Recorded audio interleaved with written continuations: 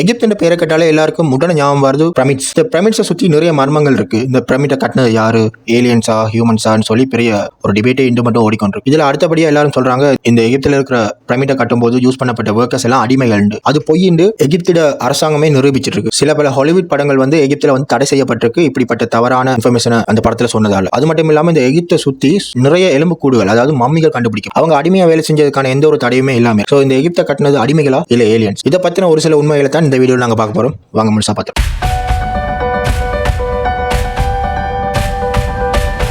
எகிப்தில் இருக்கிற ஹெய்த் எல் குரா என்ற இடத்துல ஆராய்ச்சியாளர்கள் ஆய்வுகளை மேற்கொண்டு வரும்போது அவங்க ஒரு சில எலும்பு கூடுகளை கண்டுபிடிக்கிறாங்க. அது ஒன்று ரெண்டு இல்லாம குவியல் குவியலா கிடைக்குது. ஆடு மாடு இதுகளை எல்லாம் வெட்டி சாப்பிட்டு அது எச்ச எலும்புகள் எப்படி இருக்குமோ அதெல்லாம் குவியல் குவியலா கண்டுபிடிக்கிறாங்க. அதை சுத்தி நிறைய மம்மிஸையும் கண்டுபிடிக்கிறாங்க. அந்த மம்மிஸோடு சேர்ந்து குட்டி குட்டி ஜாரையும் கண்டுபிடிக்கிறாங்க. அந்த ஜாருக்குள்ள மனிதர்களுடைய உடல் பாகங்கள் வச்சிருக்காங்க. அதை எகிப்திட ஒரு நம்பிக்கையின்படி இறந்தவர்கள் இறந்த பிறகு மறு வாழ்க்கைக்கு போக அவங்களுக்கு அந்த உடல் பாகங்கள் தேவைப்படும்ன்றதுக்காகத்தான் அவங்களோட சேர்த்து அந்த உடல் பாகங்களை இவங்க புதைப்பாங்க மம்மிஃபை பண்ணி. எகிப்தின் நம்பிக்கையின்படி அடிமைகளா இருக்கிறவங்க மறுஜென்மம் கிடையாது. இப்படி புதைக்கப்பட்ட மனிதர்களுக்கு பக்கத்துல இப்படி குட்டி குட்டி ஜார்கள் கிடைக்குதுன்றதால புதைக்கப்பட்டதெல்லாம் அடிமைகள் இல்ல என்ற ஒரு தீர்மானத்துக்கு வராங்க. அடிமைகளுக்கு மறுவாழ்வுன்றது இல்ல. அதனால என்ன செய்வாங்கடா, அடிமைகளை இப்படி மம்மிஃபை பண்ணி அவங்களோட உடல் பாகங்கள்லாம் சேர்த்து வச்சு புதைக்க மாட்டாங்க. கால்நடைகளோட எலும்பு கூடுலாம் கண்டெடுத்த இடம் இந்த பிரமிட் கட்டப்பட்ட இடத்தை சுத்தியே இருந்திருக்கு. இவங்க அடிமைகள் இல்லாட்டி இவங்க எல்லாம் ஜார் என்று சொல்லி ஒரு கேள்வி எல்லாரும் மனதிலையும் வருது. இந்த கேள்வி இவங்க மனதில் எழும்பும் போது இவங்க எல்லாம் செய்றாங்க, ஆதாரங்களையும் பழைய என்ஜின் புத்தகங்களையும் படிச்சு பாக்குறாங்க. படிச்சு பார்க்கும்போது அவங்களுக்கு ஒரு க்ளூ கிடைக்குது. பக்கத்துல ஒரு குகை இருக்கிறதுக்கான ஆதாரம் கிடைக்குது. இந்த க்ளூவை வச்சு இவங்க இந்த குகையை தேடி போகிறப்போ இவங்களுக்கு அந்த குகை கண்ணுக்கு தென்படுது. அந்த குகைக்குள்ள கிட்டத்தட்ட 1000 இருந்து 2000 மனிதர்கள் தங்க முடியும். இந்த குகை ஆராய்ச்சி செய்து பார்க்கும்போது இந்த குகை மனிதர்கள் ஓய்வெடுப்பதற்கான ஒரு இடமா தென்பற்று. இந்த மனிதர்கள் எல்லாம் எங்க இருந்து வந்தாங்க அப்படின்ற ஒரு கேள்வி இவங்க மத்தியில எழும்புது. குகையை பாவிச்ச மனிதர்கள் அடிமைகளா இருக்க வாய்ப்பு இல்லை. என்ன சொன்னா அடிமைகளுக்கு ஓய்வுன்றதே கொடுக்க மாட்டாங்க. அவங்க சாகு மட்டும் வேலை செஞ்சுட்டு அவங்களை கொண்டுட்டா அப்படியே தூக்கி போட்டுருவாங்க. அதுதான் எகிப்தின் அண்டைய கால வழக்கமா இருந்து வந்தது. இப்படி இந்த மனிதர்களை பத்தின க்ளூவை இவங்க தேடி தேடி போறப்போதான் இது ஒரு இடத்துல நிக்குது. அந்த இடம் பிரமிட். இந்த பிரமிட்ல நிக்கிறப்போ 4000 வருடங்களுக்கு முன்னாடி நாங்க போகணும். என்ன கேட்டீங்கன்னா அப்பதான் கீசா பிரமிட் கட்டப்பட்டு கொண்டிருக்கிற தருணம். அந்த மாபெரும் பிரமிட்டை கட்டுறதுக்கு நிறைய மனிதர்களோட உழைப்பு தேவைப்பட்டிருக்கு. ஹார்ட் ஒர்க்கர், அதாவது கடினமாக வேலை செய்யக்கூடிய மனிதர்கள் தேவைப்பட்டிருப்பாங்க. அடிமைகளை வைத்து இவங்களால வேலை செய்திருக்க முடியாது. அங்க கீசா பிரமிட்ல இருக்கிற ஒவ்வொரு பாறைகளோட வெயிட்டுமே டன் கணக்குல இருக்கு. அன்றைய எகிப்து ஆண்டவர்கள் என்ன செய்யறாங்கன்னா எல்லா பக்கத்திலையும் இருந்து கடினமாக உழைக்கக்கூடிய மனிதர்களை லட்சக்கணக்கில் கூட்டிட்டு வராங்க. இந்த இடத்துக்கு கூட்டிட்டு வரப்பட்டவர்கள் அனைவரும் எப்படிப்பட்டவர்கள் கேட்டீங்கன்னா எகிப்து ஆள்ற அரசன், அந்த அரசனுக்கு கீழே இருக்கிற பேரோஸ் அவங்களுக்கு கட்டுப்பட்டவர்களாகவும் அவங்களுக்கு ஆதரவு தெரிவிக்கக்கூடிய மனிதர்களாகவும் தான் இருந்திருப்பாங்க. அந்த அரசனோ பேரோவோ என்ன சொன்னாலும் செய்யக்கூடிய அளவுக்கு இருந்திருப்பாங்க அந்த மனிதர், அங்க கூட்டிட்டு வரப்பட்ட மனிதர்கள். இந்த கீசா பிரமிட்டை கட்ட சொன்ன மன்னன் பேரோஸுக்கும் இந்த ஒர்க்கர்ஸுக்கும் ஒரு உத்தரவு பிறப்பிக்கிறார். இதுவரைக்கும் இந்த உலகத்திலேயே கட்டப்படாத அளவுக்கு இந்த பிரமிட் பிரம்மாண்டமா இருக்கணும். இதுவரைக்கும் சொன்னதை உங்களுக்கு ஒரு டவுட் வரலாம், இதுக்கு முதல் பிரமிட்டுகளை கட்டி இருக்கிறாங்களான்னு. எஸ், இதுக்கு முதல் வித்தியாசமான ஷேப்புகள்ல எல்லா இடத்திலையுமே பிரமிட்டுகள் இருந்திருக்கு. பிரமிட் என்றாலே எல்லாருக்குமே உடனே ஞாபகம் வர எகிப்தான். எகிப்துல மட்டும்தான் பிரமிட் இருக்கின்ற ஒரு மித் இருக்கு. சில பல மனிதர்களுக்கு தெரியாமையும் இருக்கு. வேறு இடங்கள்லையும் இந்த பிரமிட்டுகள் இருக்கின்றது. இந்த மித்தை உடைக்கிற விதமா அந்த காலத்துல மாயன்கள் கட்டி இருக்கிறாங்க பிரமிட். அவங்களோட பிரமிட் இன்னும் கொஞ்சம் வித்தியாசமா இருக்கு. அடுத்ததா இன்கா இனம்னு சொல்லி ஒரு இனம் வாழ்ந்தாங்க பெரு என்ற நாட்டுல. அந்த இடத்திலையும் இந்த பிரமிட்டுகள் கண்டுபிடிக்கப்பட்டிருக்கு. அடுத்ததா ரப்பா நூய் அறியப்படுற ஈஸ்டர் தீவு இருக்கு பாருங்க, அங்கேயும் பிரமிட்டுகள் இருக்கு. கடற்கரை ஓரமா நிறைய சிலைகள், பிரம்மாண்டமான சிலைகள் மனித முகத்தோட அடுக்கி வச்சிருப்பாங்க. அந்த தீவிலையும் பிரமிட்டுகள் கண்டுபிடிக்கப்பட்டிருக்கு. அங்கோவாட் கோயில் இருக்கு தெரியுமா, அங்கேயும் சில பிரமிட்டுகள் கண்டுபிடிக்கப்பட்டிருக்கு. அப்படி ஆஸ்திரேலியா, இந்தோனேசியா, இந்த உலகம் முழுவதுமா நிறைய விதமான வித்தியாசமான பிரமிட்டுகள் கண்டுபிடிக்கப்பட்டிருக்கு. பிரமிட்டுகள் இந்த எகிப்தில 4வது ராஜ வம்சத்தில் மட்டும் கட்டப்பட்டது கிடையாது. அதற்கு முந்தைய காலத்திலும் கட்டப்பட்டுள்ளது, அதற்கு இந்திய காலத்திலும் பிரமிட்டுகள் கட்டப்பட்டுள்ளது. இந்த கீசா பிரமிட்டுக்கு எல்லாரும் நினைச்சிட்டு இருக்காங்க 4 முகம் இருக்கு. இல்ல, அதுக்கு மொத்தமா 8 முகம் இருக்கு. அது வானத்தில இருந்து பார்த்தா மட்டும்தான் தெரியும். சோ இந்த கீசா பிரமிட்டை கட்டின மனுஷங்க அடிமைகளா இருந்திருக்க மாட்டாங்கன்றதுக்கான ஆதாரங்கள் நிறைய கண்டுபிடிச்சாங்க. அதுல ஒரு உதாரணம் சாப்பாடு, அவங்களுக்கு போடப்பட்ட சாப்பாடு. ஒவ்வொரு நாளும் 25 இருந்து 30 மாடுகளும் 30 இருந்து 50 ஆடுகளும் இங்க வெட்டப்பட்டிருக்கு. இவங்களுக்கு சாப்பாடு போடுவதற்காக மட்டும்.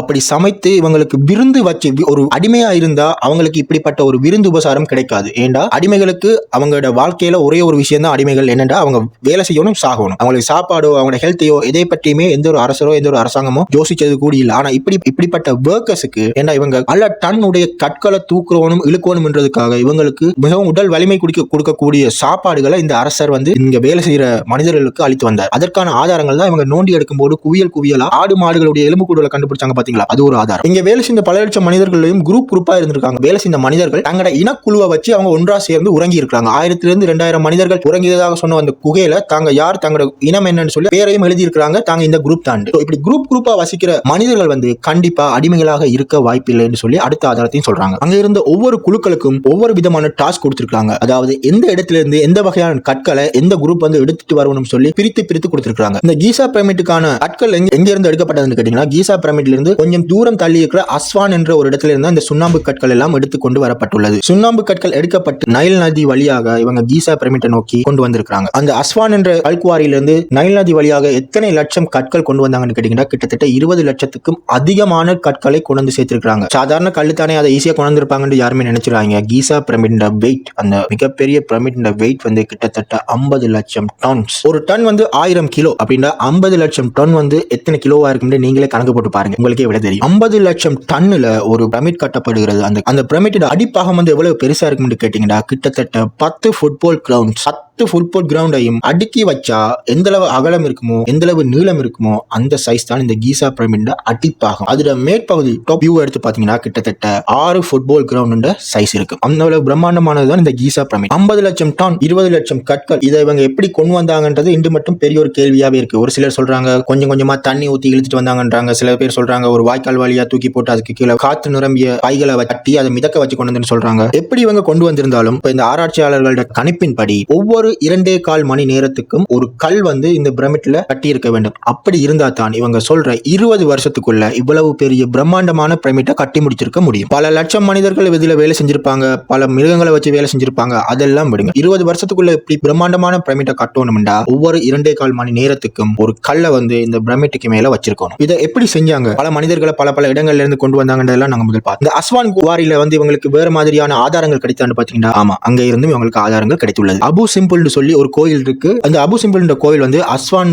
அணைக்கட்டுக்கு மிகவும் அருகில் இருக்கக்கூடிய ஒரு கோவில். ஒரு பண்டைய காலத்துல கட்டியிருப்பாங்க அப்படியே வச்சுக்கொள்ளுங்க. அணையில வந்து தண்ணி கூடுதலா இருக்கிறதால இந்த கோயிலுக்கு ஆபத்துகள் வரலாம்னு சொல்லி எகிப்திய அரசாங்கம் என்ன செய்யுதுன்னா, இந்த கோயிலை வந்து இடம் மாற்றணும்ன்றதுக்காக அங்க இருக்கிற கற்களை கொஞ்சம் கொஞ்சமா எடுத்து அங்கால வைக்கணும்னு ஒரு உத்தரவை பிறப்பிக்குது இப்ப இருக்கிற எகிப்து அரசாங்கம். இப்ப இருக்கிற அத்தனை நவீன டெக்னாலஜியால கிரேன்ஸ், புல்டோசர் அப்படி இப்படின்னு பாரம் தூக்குற கருவிகள் அனைத்தையுமே கொண்டு வராங்க இந்த கோவிலை நகர்த்தி கொண்டு போய் வைக்கிறதுக்காக. ஒவ்வொரு கல்லா எடுத்துக்கிட்டே போறாங்க. அப்படியே எடுத்து இவங்களுக்கு கிட்டத்தட்ட 5 வருடங்கள் பிடித்திருக்கு அங்க இருக்கிற கல்லையை எடுத்துக்கொண்டே வைக்கிறதுக்கு. இப்படி இந்த 5 வருடத்துல இவங்க எடுத்த கற்கள் எண்ணிக்கை எவ்வளவுன்னு கேட்டீங்கன்னா வெறும் 2500 கற்கள். அதுக்கு பிறகு இன்னும் ஒரு 7 வருடங்கள் இவங்களுக்கு பிடிக்குது மொத்தமா அந்த கோயிலை தூக்கி கொண்டே வைக்கிறதுக்கு இன்னொரு இடத்துல.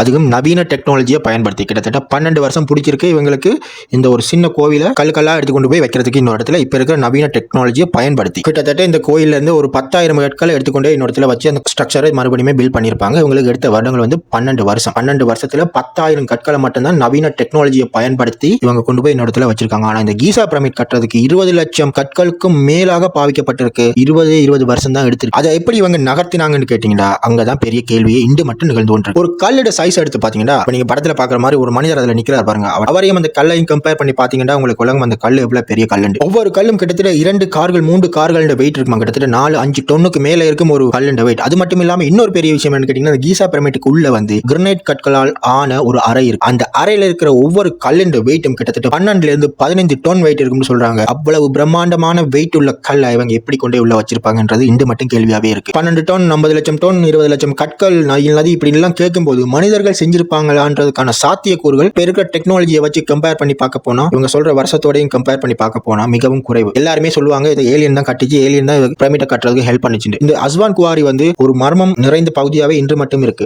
அந்த அஸ்வான் குவாரிக்குள்ள கண்டுபிடிக்கப்படாத நிறைய மர்மங்கள் இன்று மட்டும் உறங்கிக் கொண்டே இருக்கிறது. அது மட்டும் இல்லாம அஸ்வான் குவாரியில வந்து ஒரு பெரிய தூணை கண்டுபிடிக்கிறாங்க. இந்த தூண் வந்து ஒரே கல்லில் செதுக்கப்பட்ட தூண், மிகவும் பிரம்மாண்டமான தூண். அந்த தூணை இவங்க எப்படி செதுக்கி இருப்பாங்கன்னு சொல்லி இன்று மட்டும் ஆராய்ச்சியாளர்கள் மண்டையை பிச்சுக்கிட்டு அலைஞ்சிட்டு தெரிகிறாங்க, எப்படி செஞ்சுன்னு தெரியாம. அது மட்டும் இல்லாம இங்க இன்னொரு கேள்வி வருது. மலைகள்ல இருக்கிற கற்கள் எல்லாம் பாத்தீங்கன்னா தாறுமாறா இருக்கு. இவங்க இந்த கற்களை எப்படி சதுர வடிவில ஷேப்பா எடுத்தாங்க, இதை வெட்டுறதுக்கு என்ன வகையான உபகரணங்களை பாவித்தாங்க, இதெல்லாமே ஒரு பெரிய கேள்வியாவே இன்று மட்டும் இருந்து கொண்டிருக்கு. அது மட்டும் இல்லாம இந்த பிரமிட்ன்றது உள்ள ஒரு ஸ்ட்ரக்சரையும் வச்சு தான் கட்டியிருக்காங்க. அதாவது உள்ளுக்கு அறைகள் இருக்கு, கிரானைட் கற்களாலான அறை இருக்கு. அந்த அறையில காத்து கூடி புக முடியாத அளவுக்கு வந்து அந்த கிரானைட் கற்கள் கற்களை ஒன்றின் மேல் ஒன்றா அடுக்கி வச்சிருக்காங்க மிரர் இமேஜ் வழியா. அந்த ஒவ்வொரு கிரனைட் கல்லோட வெயிட் வந்து கிட்டத்தட்ட 15 இருந்து 70 டன் வெயிட் இருக்குன்றாங்க. ஒரு மிக பாரமான ஒரு பருள அவ்வளவு நுணுக்கமா அவ்வளவு நேர்த்தியா எப்படி எடுத்து வச்சாங்கன்றது இன்று மட்டும் ஒரு கேள்வியா இருக்கு. இப்போ நீங்க ஸ்கேல கொண்டு உள்ள அளந்து பாத்தீங்கன்னா எல்லாமே இன்ச் கூடி மாறாம அளவு சரியா இருக்கும்னு சொல்றாங்க. இப்படி மிரர் இமேஜ் டெக்னாலஜியை யூஸ் பண்ணி நேர்த்தியாகும் இவ்வளவு பிரம்மாண்டமான கற்களை அடுக்கி அடுக்கி உலகத்திலேயே மிகவும் உயரமான பிரமிட்டை கட்டின இவங்களோட டெக்னாலஜி இப்படி மறைந்து போனது. எங்க போனது இவங்களோட டெக்னாலஜி? என்ன நடந்தது? இதெல்லாமே ஒரு கேள்விக்குறியாவே வந்து நிக்குது. அது மட்டும் இல்லாம இந்த பிரமிட்டுகள் வந்து நட்சத்திரங்கள் கூடயும் சம்பந்தப்படுது. ஒரு சில நட்சத்திரங்கள் எடுத்து பாத்தீங்கன்னா ஒவ்வொரு பிரமிட் இந்த கீசா பிரமிட்டுக்கு மேலேயும் சரி நேராக வச்சு கட்டியிருப்பாங்க. இங்க இன்னொரு விஷயமும் உள்ளுக்கு வருது. வானவியல், அதாவது ஸ்பேஸ் அண்ட் டெக்னாலஜி. இப்ப சொல்ல போனா அந்த டெக்னாலஜியும் தெரிந்த ஒரு மனிதர்கள் கட்டுமான பணியில ஈடுபட்டு இருக்கலாம்னு சொல்லி அடுத்த கேள்வியும் வருது. அப்படின்னா இந்த ஹிஸ்டரியினுடைய தந்தை ஹெரடோட்டஸ் என்றவர் வந்து சொன்னது பொய்யா? அவர் சொன்னது வந்து இந்த எகிப்து பிரமிட்டை வந்து அடிமைகள் தான் கட்டினாங்கன்னு சொல்றது பொய்யா? பல நேரங்களிலும் இந்த ஹெரடோட்டஸ் என்பவர் வந்து பொய்களின் தந்தை என்று அறியப்பட்டு வந்திருக்கிறார். அவர் சொல்றதெல்லாம் பொய்ன்றதுக்கான ஆதாரங்களும் கிடைத்துக் கொண்டிருக்கின்றன. 2014 ஆண்டு Exodus the Gods and Kings சொல்லி ஒரு ஹாலிவுட் படம் வந்து ரிலீஸ் ஆக தயாராக இருக்கு.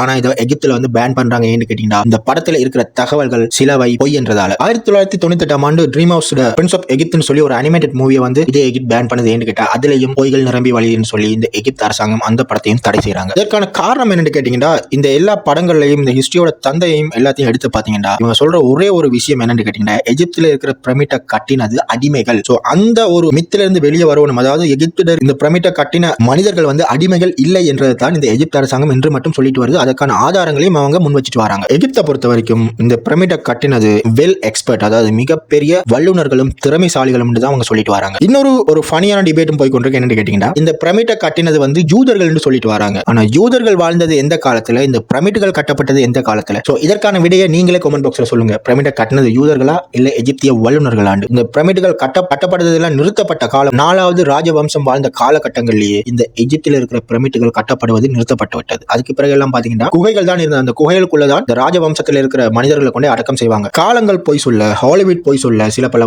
வல்லுநர்கள் போய் சொல்ல, ஆனா இந்த எகிப்தில வரலாறு எழுதிய மனிதர்கள் வந்து இந்த பொய்கள் எல்லாம் உடைக்கிற மாதிரியான ப்ரூஃப்களை விட்டு சென்றிருக்கிறாங்க. பிரமிட்டை கட்டின ஆக்கள் எல்லாம் வந்து மிகப்பெரிய வல்லுநர்கள், பல பிரதேசங்களில் இருந்து வரவழைக்கப்பட்ட ஹார்ட் பர்கர்ஸ் தான் சொல்லி அழைக்கிறாங்க.